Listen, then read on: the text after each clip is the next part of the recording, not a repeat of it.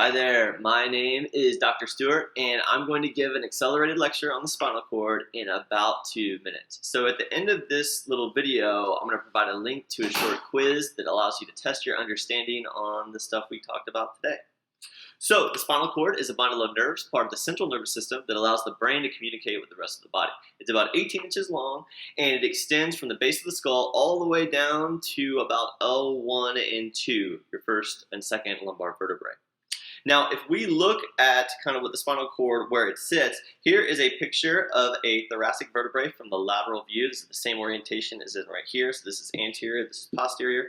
There's going to be a hole that sits right behind the body of the vertebrae. That's the vertebral foramen, and that's where the spinal cord sits. This vertebral foramen is actually quite small. It's only about the size of your pinky. And the spinal cord is even smaller than that. It's about the size of this pencil. That's because the spinal cord is covered by a layer of adipose tissue, which you can see here in orange.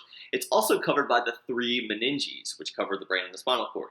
The outer dura mater is tough. Well, deep to that is the arachnoid, which contains cerebrospinal fluid, and then you have the thin pia mater that covers the spinal cord.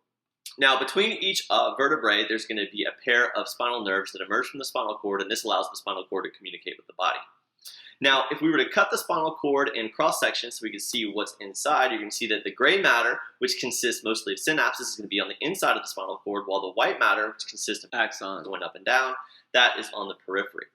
The gray matter is oriented in three distinct areas called horns. We have the ventral, lateral, and dorsal horn.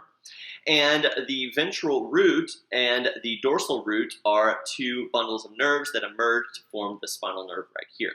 Now, the ventral root emerges from the ventral horn, and if this is injured, that's going to cause paralysis. That's because the ventral root contains motor neurons associated with the somatic nervous system and the autonomic nervous system. The cell bodies of the somatic motor neurons are in the ventral horn, and the lateral horn contains the cell bodies of the autonomic motor neurons. If the dorsal root is damaged, that's going to cause numbness because that is associated with sensory afferent neurons. The cell bodies lie here in this little bulge called dorsal ganglion, and those neurons are going to connect with other neurons in the dorsal horn. So that's about it. I hope that you enjoyed that lecture, and please make sure to check out the short little quiz right here. And then if this was a little bit too fast and you feel like you need a little bit more information, please check out the full version of the video right here. Okay, that's it.